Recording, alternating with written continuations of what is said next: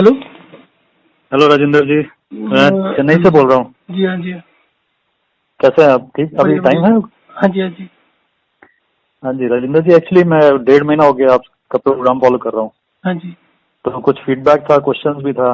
हाँ जी बताइए। तो बाकी मतलब मेजर चीजों में तो बहुत आराम आया, मतलब एसिडिटी, पाइल्स। अच्छा, बीच में क्या हुआ, हेडेक भी हो गया था 15-20 दिन के लिए। हाँ जी। वो भी अब धीरे धीरे इम्प्रूव हो गया है। मतलब पूरा अभी खत्म थोड़ा नहीं है, हुआ?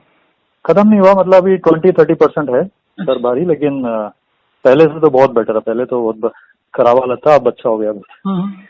तो वो मतलब, और थोड़ा बर्पिंग वगैरह था, वो पता नहीं अब शायद धीरे धीरे कम ही हो रहा है। वैसे तो धीरे धीरे निकल जाएगा ना कुछ दिन बाद। तो एक चीज है ये, मतलब जो एसिडिटी जब पीक पे था तो ये दोनों जॉइंट्स में प्रॉब्लम हो गया था। जॉइंट में क्रैकिंग साउंड आता है, पॉपिंग साउंड, वो सब। जो जैसे शोल्डर है, शोल्डर को आप घुमाएंगे ना जैसे, तो वो उसमें जो साउंड वगैरह आता है शोल्डर में, कभी कभी पैरों से भी। पता नहीं वो गैस से है या कैसे। नहीं अभी आ रहे हैं, मतलब पहले नहीं आता था? अब आ रहा है? पहले भी आता था, अब भी आ रहा है। मतलब अभी तक कोई इम्प्रूवमेंट नहीं है। पहले बीच में यार थोड़ा 1-2 दिन में कुछ शोल्डर से थोड़ा ज्यादा हो गया, पता नहीं कुछ। तो ज्यादा कम होता रहता है ये। तो ये पता मेरे नहीं ख्याल से लॉन्ग टर्म में कुछ, इम्प्रूव। मेरे ख्याल से कुछ इसके ना डिपॉजिट्स वगैरह होते हैं जो काइंड ऑफ जो एसिडिटी बनती है। अच्छा। तो जो भी डिटेरेशन होता है उसको भी सेव करने के लिए बॉडी डिफेंस मैकेनिज्म में कुछ बना लेती है। तो अच्छा जब ये अच्छा खत्म होने लगता है तो जो भी डिपॉजिट्स बनाए होते हैं वो ब्लैंक हो जाते हैं। तो वहां पर अच्छा। बोन्स में फिर थोड़ा सा साउंड सा आता है, बट अदरवाइज लाइट तो फील करता होगा बोन, या अभी हाँ हेवी हाँ, लग रहा है? नहीं नहीं, इतना जैसे कोई पेन वगैरह नहीं है। बस ये है कि वो जब घुमाते हैं तो थोड़ा वो टक टक ऐसे जी हाँ लगता जी। है कि उसमें वो एक दूसरे से लग रहा है, फ्रिक्शन है थोड़ा। बिल्कुल बिल्कुल। वो और मेरे को भी अभी पीछे क्या हुआ कि मैं भी लोगों को फोन पर बात करता रहता हूँ, बस मेरा खुद ही वॉक एंड रेस्ट नहीं होता। तो मैंने अच्छा। भी पिछले हाँ हफ्ते बहुत aggressively aggressively in the sense कि अब जैसे दिन में किसी न किसी वजह से कई बार टाइम नहीं मिलता, तो मैंने अब टाइम रखा है ताकि किसी के साथ क्लैश नहीं करे, रात को 12 बजे से सुबह 4 बजे तक। अच्छा। तो उसके बाद 2-3 दिन करने के बाद मुझे भी घुटने से आवाज आने लगी, पर घुटने में जो थोड़ा सा हैवीनेस था वो खत्म हो गई। वो कट कट करके आवाज आ रही थी, और हाँ वो हाँ। धीरे धीरे करते करते वो मतलब जो भी बना होता है उसकी मतलब जो फैट डिपॉजिट्स होते हैं, कुछ भी होता है जो खत्म होता है वहां से, वो धीरे धीरे करके मसल्स बन जाते हैं, वो कवर अप हो जाता है। कवर अप हो जाए। अच्छा, इवन शोल्डर वगैरह में थोड़ा तो मतलब, हाँ अगर जैसे जैसे आप ये तो वॉकिंग रेस्ट करते हैं, तो आप कोई मतलब हाथ की एक्सरसाइज भी करते हैं? जैसे आप ये पुशअप करके फिर 5 मिनट लेट गए, ऐसा भी कर सकते हैं? हाँ हाँ। वो जैसे अगर आपका बाकी सब देखिए, टोटल केस होता है मेटाबॉलिक रेट का। हाँ आप हाँ कुछ भी करेंगे, अगर आपको कहीं पर भी लग रहा है कि डाइजेशन खराब हो रहा है, तो उस हाँ। एक्सरसाइज को कुछ दिनों के लिए और बंद कर दीजिए और फिर दोबारा ट्राई करके देखिए। मैं अभी क्या कर रहा हूँ कि मैं स्किपिंग भी करता हूँ और पुशअप्स भी अच्छा करता हूँ और सिटअप्स भी कर लेता हूँ, और उसके अलावा वॉक एंड रेस्ट तो है ही यही। तो ये सब 4 चीजें करने से मुझे एनर्जी की प्रॉब्लम नहीं हो रही, मतलब इंडाइजेशन की प्रॉब्लम नहीं होती, रादर जो होती है वो थोड़ी सी ठीक हो जाती है इससे। अच्छा। तो आप जैसे स्किपिंग वगैरह करते हैं, आप जैसे थोड़ी स्किपिंग की फिर रेस्ट ले लिया, थोड़ी फिर हाँ इसके आगे? हाँ, मैं वही 5 मिनट का जो सिस्टम है ना, उसमें क्या होता है कई अच्छा। बार 5 मिनट वॉक करेंगे, 5 मिनट रेस्ट करेंगे, तो 10 मिनट में एक राउंड लगेगा। इसमें स्किपिंग हो जाती है 1 मिनट में 100। तो मैं करीब 100 करेक्ट स्किपिंग करके उसके बाद 5 मिनट रेस्ट कर लेता हूँ, तो इसमें आपका जो जहाँ पर 1 घंटा लगना है वो आधे घंटे में काम हो जाएगा। Correct correct. हाँ, ये इसमें और क्योंकि ज्यादा हार्ट रेट बहुत ज्यादा बढ़ जाता है ना स्किपिंग में तो। हाँ, परंतु उसके बाद आपको ये चेक जरूर करना है कि उससे करने से मतलब एक्सरसाइज का एक लिमिट क्रॉस करने के बाद में नुकसान होने लगता है। हाँ, ये भी है। हाँ। तो आप बस उसको थोड़ा सा रखें, और जहां पर भी आपको लगे कि थोड़ा सा स्लो डाउन हो गया सिस्टम आपका, तो कुछ दिनों हम्म। के लिए फिर बंद कर दीजिए। पर ये अच्छा नहीं परमानेंट बंद करने की जरूरत नहीं है। जैसे अभी स्टार्ट कर रहे हैं तो एक दिन कर लिया, एक दिन छोड़ दिया, ऐसे करके कर ले, और फिर धीरे धीरे करके जैसे जैसे आप कंफर्टेबल लगे तो बढ़ा लीजिएगा। अच्छा अच्छा। अच्छा ठीक है। तो ये मतलब लॉन्ग टर्म में ये सब ये ठीक हो जाएगा, ये जो हर्ट लॉन्ग टर्म में बोन्स ठीक हो का है जाएगा। प्रॉब्लम? मोस्ट लाइकली अच्छा। जो मुझे अभी तक मेरे को ये चीजें कई बार फील हुआ है, तो जब हाँ भी हाँ। इसको थोड़ा सा रेगुलर करते हैं, एग्रेसिवली करते हैं, तो ये प्रॉब्लम आती है, पर उसके बाद ठीक हो जाता है और स्ट्रेंथ बढ़ जाती है अल्टीमेटली, क्योंकि वो जो चीज वो मतलब आपके जॉइंट्स में फैट डिपॉजिट लेकर उसको कवर अप किया होता है, वो फैट डिपॉजिट की जगह हम्म। फिर धीरे धीरे मसल्स बन जाते हैं, तो उसकी स्ट्रेंथ काफी बढ़ जाती है। अच्छा। क्योंकि जो आपके मसल्स है ना, वो जो जॉइंट्स हैं उनमें फैट डिपॉजिट होगा तो उसकी स्ट्रेंथ कम होती जाएगी। अच्छा अच्छा अच्छा। तो ये अच्छा नहीं, मेरे को तो मैं आई एम वेरी थिन, पता नहीं क्यों फैट डिपॉजिट फिर भी हो सकता है, मतलब कुछ पता नहीं कैसे बॉडी काम करता है, तो नहीं तो नहीं, पता नहीं। ये थिन की तो यहाँ तक मतलब आज से बहुत साल पहले भी पड़ा हुआ है कि अगर कोई हाईली अंडरवेट भी है, मान लीजिए उसका 60 नॉर्मल वेट होना चाहिए, वो 40 पर है, तो हाँ उस हाँ। केस में भी इट डज नॉट मीन कि उसका जो है फैट लेवल नहीं होगा। फैट कैन और still be in excess. Fat भी एक्सेस में हो सकता अच्छा है, पानी भी एक्सेस में हो सकता है। वो तो अच्छा प्रोपोर्शंस की बात है ना। अच्छा अच्छा, ये बात भी सही है।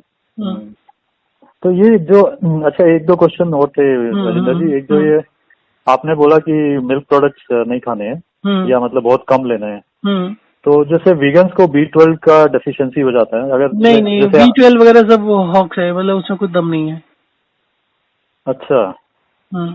तो क्योंकि एक्चुअली सुना है काफी केसेस, जैसे मतलब आप मिल्क नहीं लेंगे तो, और जैसे नॉन वेज वाले जो नॉन वेज खाते हैं उनका तो पूरा हो जाता है, बट वेज वालों का कहते सर हैं कि वो मैं बता B12। रहा हूँ ना कि जितने भी मिनरल्स और न्यूट्रिएंट्स हैं वो सारा का सारा हाँ। हॉक्स है। मैं आपको उसका बैकग्राउंड देता हूँ। अच्छा अच्छा। आज से 4 साल पहले एक कॉन्फ्रेंस हुआ था यूएसए में साइंटिस्ट का, हाँ और उसका कंक्लूजन उन्होंने ये निकाला था कि जितना भी ये सप्लीमेंट्स और विटामिन का यूज बढ़ता जा रहा है, उससे हमें स्ट्रोक और कैंसर के केसेस बढ़ते जा रहे हैं। अच्छा। तो वो उन्होंने डायरेक्टली लिंक किया था।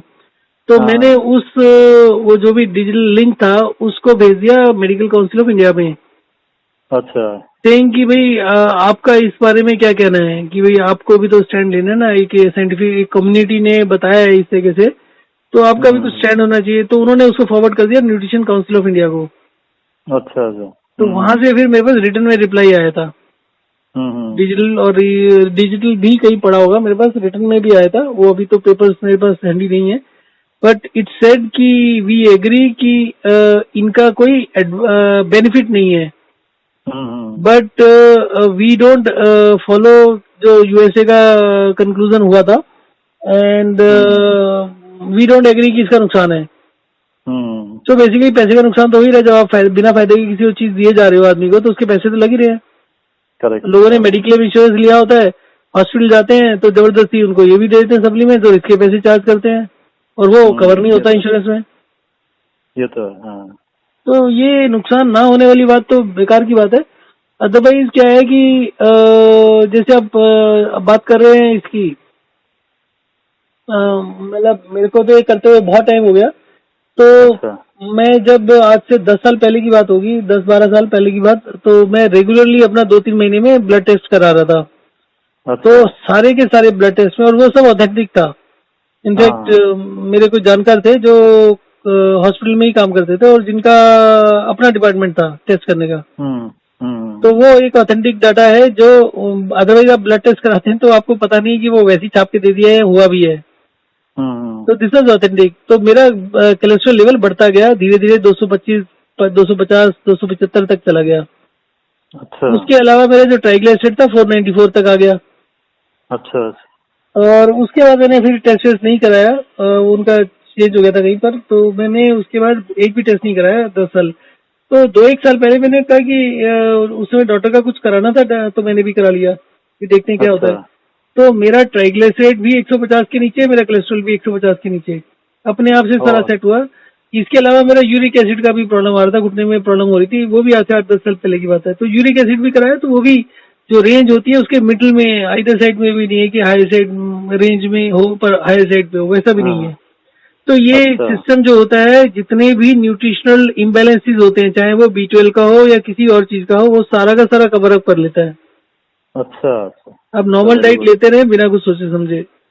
अच्छा अच्छा। डाइट के बारे में ठीक तो है। सोचना ही नहीं चाहिए। और अदरवाइज भी ये एक वो है, क्या कहते हैं, एक्सेप्टेड चीज हो गया है कि जो लोग जितना हेल्थ कॉन्शियस होते हैं वो उतना ज्यादा बीमार होते हैं। हाँ, ये तो मैंने भी नोटिस किया आपने, यू राइट। तो ये जो अच्छा, एक और जो चीज था जो आपने वो डैंड्रफ का बताया था, तो हम्म वो भी मतलब शुरू का 1 महीना तो प्रॉब्लम हुआ, जो मतलब शैम्पू छोड़ने के बाद, हम्म लेकिन उसके बाद धीरे धीरे इचिंग कम रिड्यूस हो गया अब तो काफी इम्प्रूवमेंट है, और अब तो शैम्पू मतलब 1.5 महीना हो गया नहीं लगाया है, हम्म तो लक्स ही लग रहा है, हर 2 दिन बाद लक्स लगता है। तो हम्म लेकिन लक्स में भी काफी केमिकल्स होता है, तो इसका कोई ऑल्टरनेटिव है, यही कंटिन्यू रखे है ना लक्स ही? देखिए, दूसरा काम जो मैं कर रहा हूँ बेसिकली, तो हमें सिर्फ ऑयल को रिमूव करना है स्काल्प से और कुछ नहीं अच्छा। करना। तो अब इसमें कुछ इश्यूज आते हैं, जैसे लेडीज बोलती हैं कि उनके बाल लंबे हैं, तो वो मतलब उसमें क्योंकि एक बार तो साबुन से धोना है, उसके अलावा प्लेन वाटर से भी 2-3 बार अगर हो सके तो धोना है। तो वो कि जी बाल सूखने में टाइम लगता है, तो वो पॉसिबल नहीं है। तो उसके लिए मैं कल ही सोच रहा था, तो मेरे घर में ही मैंने डॉक्टर को बोला, तो शी वाज आल्सो सेइंग, तो मैंने कहा तुम एक काम करो, जब तुमने नहाना है, साबुन से बाल धोने हैं, उससे 15 मिनट आधा घंटा पहले प्लेन पानी से धो लो। अच्छा। और उसको आराम से वो कर लो, टॉवल से जितना होता है मसाज टाइप से कर लो। तो उससे क्या होगा कि जो आपके स्केलिंग हुई हुई है ऑयल की स्काल्प में, वो लूज हो जाएगी। तो जब आप उसको फिर बाद में आधे घंटे बाद नहाओगे साबुन से, तो ज्यादा ऑयल उठा पाएगा वो, मतलब ज्यादा ऑयल हटा पाएगा वहां से। तो जो लोग इस तरीके से हैं, तो वो बल्कि उसको 2 बार भी कर सकते हैं कि आपने 1 घंटा पहले गीला कर लिया या कर लिया प्लेन पानी से, और उसके बाद आधे घंटे बाद फिर कर लिया, और फिर उसके बाद नहा लिया। और इस तरीके से अगर आप 2-3 बार ही कर रहे हैं दिन में, तो आप इवन रोज के रोज भी साबुन लगा के चेक कर सकते हैं। दिल्ली में अभी बहुत गर्मी तो नहीं हुई है, टेम्परेचर स्टिल 22 के आसपास, बट मैंने दिल्ली में लगा रहा हूँ सोप, अभी तक कोई दिक्कत नहीं। थोड़ा सा बस ये देखना होता है इन्फ्लेमेशन नहीं हो स्काल्प में। अगर इन्फ्लेमेशन नहीं हो रही तो ठीक है सब। तो ठीक है। अच्छा अच्छा। हाँ हाँ, फिर तो ठीक है। तो फिर ये हाँ, चेन्नई में एक्चुअली क्या है ना, वेदर बहुत ये प्रॉब्लम करता है। तो जैसे दिल्ली में तो फिर भी यहाँ पे ह्यूमिड बहुत है, तो उसकी वजह से पहले जैसे बहुत स्वेटिंग होता था राजेंद्र जी। अब क्या है कि जैसे ये आपका प्रोग्राम फॉलो करने के बाद स्वेटिंग बिल्कुल कम हो गया है या बंद हो गया है, तो वो ठीक है, उसमें कोई प्रॉब्लम तो नहीं आएगी ना? मतलब स्वेटिंग बंद तो नहीं होना चाहिए, कम होना तो ठीक है। कम हो गया। हाँ, कम ही हो गया। जो एक्सेसिव होता है ना, वो नहीं होगा, क्योंकि आपने पानी को तो लिमिट किया ही हुआ है। हाँ जी। हाँ। और आपका प्यास वगैरह भी कंट्रोल्ड है, तो जो एक्सेसिव होता है वो शायद नहीं होगा। But sweating is always a sign कि आपका जो एक्सचेंज ऑफ फ्लूइड्स है बिटवीन सेल्स और ब्लड और सेल्स के स्पेस के बीच में, वो परफेक्टली चल रहा है। क्योंकि वो ऑटोमेटिक सिस्टम होता है, जो जैसे ही मान लीजिए आपका ब्लड वॉल्यूम किसी तरीके से लूज हुआ, तो आपके सेल्स रिलीज कर देंगे फ्लूइड, वो इमीडिएटली कुछ ही मिनटों में कवर अप कर लेते हैं। जैसे आप ब्लड डोनेट करते हैं, तो 5-10 मिनट में रिकवर हो जाता है वो 400 ml। तो अगर आप किसी मतलब पतले आदमी के लिए कहते हैं, तो 400 ml is almost 10% of the total blood. और कहा यह जाता है कि अगर 2% भी ब्लड वॉल्यूम कम हो गया, तो वो भी काफी सीरियस होता है। 5% तो बहुत सीरियस हो जाता है। यहाँ तो सीधा सीधा आप 10% डोनेट कर देते हैं, 5-10 मिनट लगते हैं डोनेशन में। तो by the time you donate, तो वो अपने आप से रिकवर हो जाता है। तो जहां पर ये मतलब ये जो एक्सचेंज होता है वो परफेक्ट होना चाहिए। तो स्वेटिंग समाओ शोज की वो बैलेंस एकदम बना हुआ है। अच्छा, तो माइल्ड स्वेटिंग हो। अच्छा, माइल्ड स्वेटिंग इज ओके है, मतलब ज्यादा स्वेटिंग की तो होगी नहीं, क्योंकि पानी का इंटेक कम है। तो हाँ, पानी का इंटेक भी कम है, तो उससे मतलब माइल्ड स्वेटिंग का इंडिकेशन मिल जाता है कि मतलब एवरीथिंग इज फाइन। अच्छा अच्छा। हाँ, फिर तो ठीक है। मतलब तो यहाँ पे वेदर के हिसाब से बाकी तो एक्चुअली क्या है, पूरा इम्प्रूवमेंट हुआ है। मतलब जैसे 1.5 मंथ राजेंद्र जी, मतलब जहाँ तक मैं बता सकता हूँ कि काफी सिस्टम में इम्प्रूव हुआ है। और कुछ सिस्टम है, जैसे आपने बोला थोड़ा टाइम लग जाए, जैसे वेट लॉस है, वो मतलब शायद टाइम लगेगा ना उसमें, तो 2-3 महीना 4 महीने उसमें वेट लॉस में जैसे एक्सेस फैट होगा, एक्सेस फ्लूइड होगा, वो लूज होगा, तो शायद गेन नहीं होगा। बट अभी मैं आपको एक और फीडबैक देता हूँ। अभी आज का फीडबैक ये है कि there was a lady who contacted on 7th of this month। अच्छा। उसके बच्चे का जो ब्लड शुगर लेवल था, वो पानी, किसी ने उसको बोल दिया कि ज्यादा पानी पीने से ब्लड शुगर कम होता है। पहले कभी आया हुआ 200 के आसपास, तो उसने पानी का इंटेक बहुत बढ़ा दिया। बच्चे की उम्र सिर्फ 12 साल या 8 साल है, तो उसका ब्लड शुगर 350, 400, 450 की रेंज में चला गया। तो 7 तारीख के आसपास जब कॉन्टेक्ट किया, तो उनका फ्लूइड इंटेक कम करके आधा लीटर के करीब करा दिया। और उसके 3 दिन के बाद उनका फीडबैक आया कि अभी 70-80 के बीच में आ गया है ब्लड शुगर। अच्छा, इतना इम्प्रूवमेंट हो गया। हाँ, और उसके बाद अभी फोन आज आया है, मतलब पहले 11 या 14 को आया था, तो उसके बाद अभी जो फीडबैक आया है 7 दिन के बाद, शी सेइंग कि अब वो क्या होने लगा है कि ब्लड शुगर बहुत ज्यादा लो जाने लगा है। इट इज रीचिंग 50-60 के आसपास। तो दैट्स डेंजरस। अच्छा, डेंजरस नहीं है, 60 तक तो नॉर्मली होता है, 50 तक भी कुछ दिक्कत नहीं होती, पर थोड़ा सा वीकनेस या चक्कर फील होना शुरू होता है। बट प्लस साइड में दूसरा ये है कि क्योंकि डायबिटीज में टाइप 1 में बहुत तेजी से वेट लूज होता है, तो उसका वेट भी लूज हुआ था, 30 kg वेट था। With A height of 4.5 foot. तो शी सेड कि 7 तारीख से आज 21 तारीख है ना, तो 7 से 21 हो गए, 14 दिन 15 दिन, तो 3 किलो वेट बढ़ गया है ऑलरेडी। अच्छा। हाँ, तो शी वाज रादर वरीड कि वो इतनी तेजी से बढ़ रहा है तो कभी ओवरवेट नहीं हो जाए। अच्छा अच्छा। हाँ, तो मतलब बैलेंस हो जाएगा, मतलब किसी तरह से बिल्कुल बैलेंस होगा। अगर आप रेगुलरली करते रहते हैं तो बैलेंस होना चाहिए, 100% होना चाहिए, अगर आप गिव अप नहीं करते बीच में। अच्छा। हाँ नहीं, ये तो एक्चुअली क्या है ना राजेंद्र जी, देखो मुझे तो पूरा बहुत फायदा हुआ 1.5 months। मैं रेगुलरली फॉलो कर रहा हूँ और मतलब वॉकिंग रेस्ट भी कर रहा हूँ और टाइमिंग, वाटर, सब चीजों का ध्यान रखा। लेकिन ये कि मैं जिसको भी बताता हूँ आसपास लोगों को, वो they don't believe too much, पढ़ के वो मतलब सर जहाँ तक आप ये कह रहे हो ना बिलीव नहीं करने का, अभी मेरे पास दिल्ली में एक क्लाइंट कोई आया कुछ दिन पहले, हफ्ता पहले। अच्छा। तो बाई चांस बात हुई, उनकी जो वाइफ है she is around I think 33-34 के आसपास, and she is bed ridden, and she मतलब वो करवट तक नहीं ले सकती है फॉर द लास्ट 1 year। उसको देखरेख के लिए उसकी मदर अपना घर छोड़कर उनके घर रह रही है, उनका भाई भी वहां रह रहा है, क्योंकि उसको मतलब बेड सोर हो जाते हैं ना अगर आप करवट वगैरह नहीं बदले टाइम से।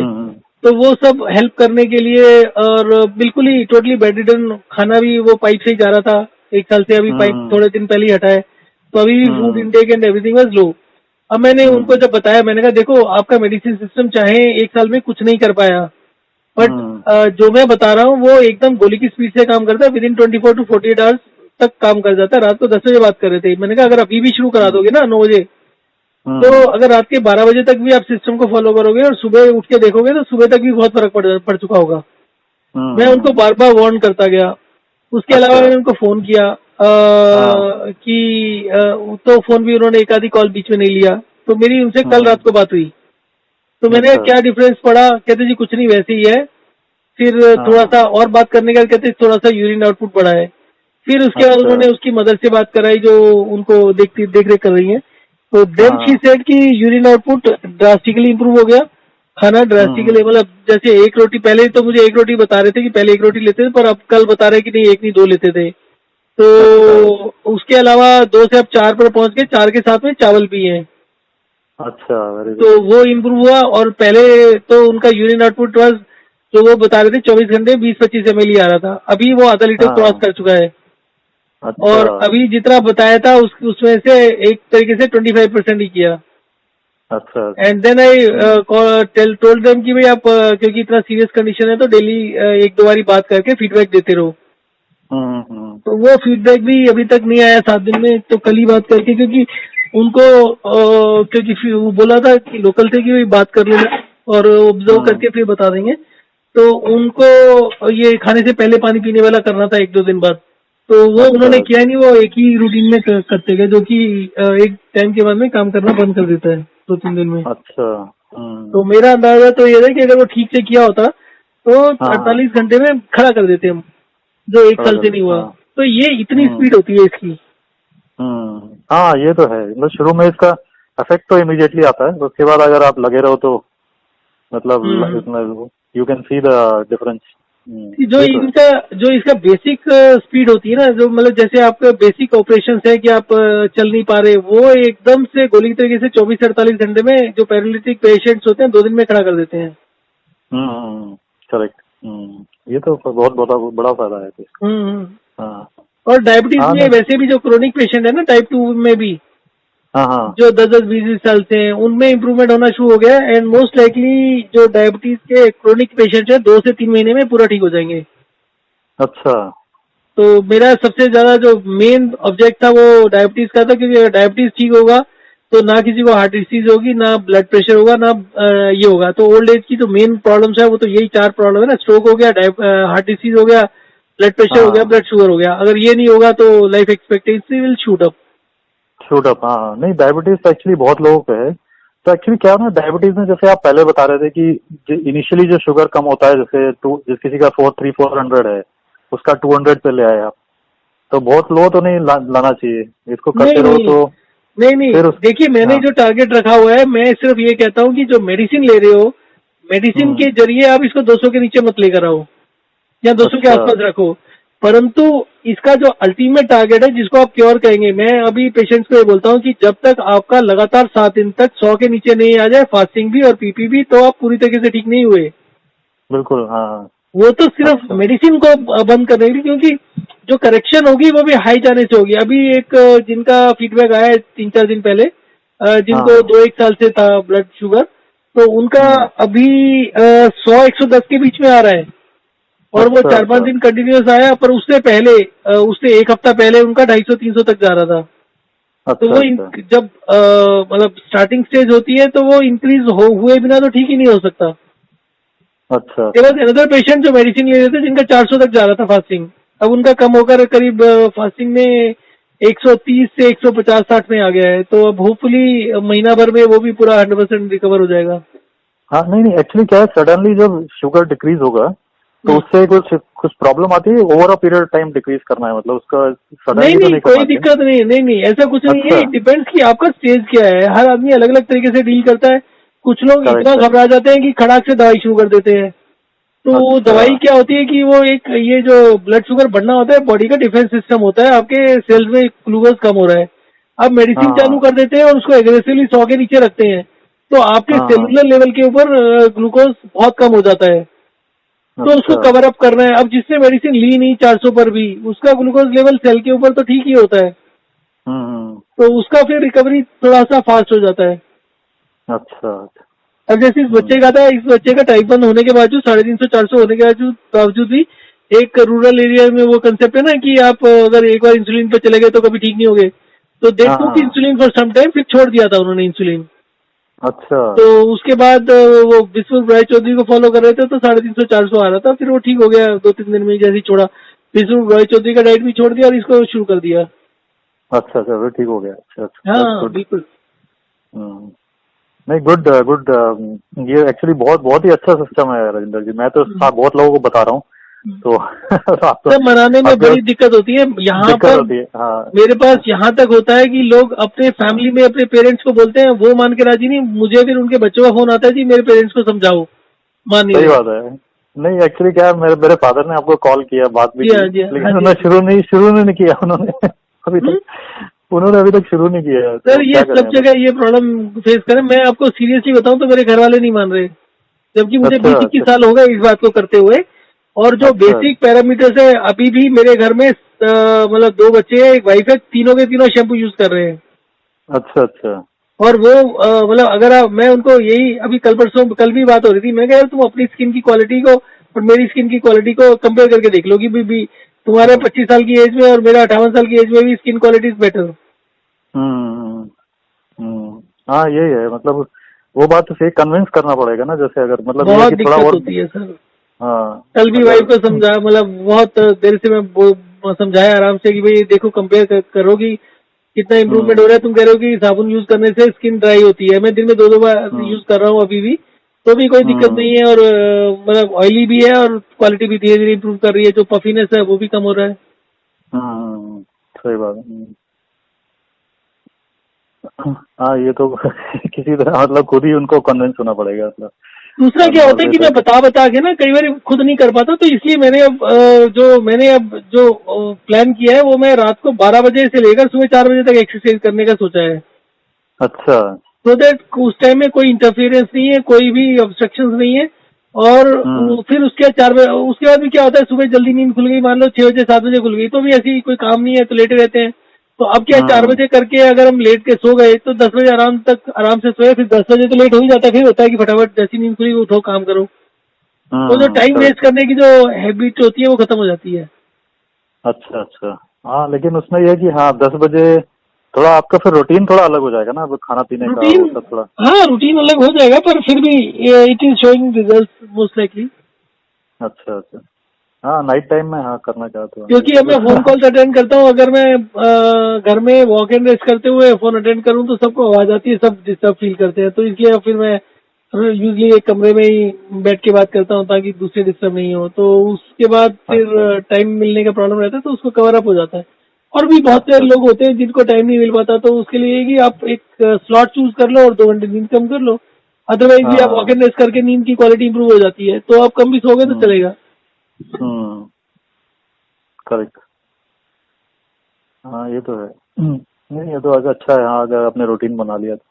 मेरा तो ये है कि जैसे मैं हर मील के बाद मतलब जो गैप होता है 5-6 घंटे का, उसमें मतलब 5-4-5 बार कर लेता हूँ।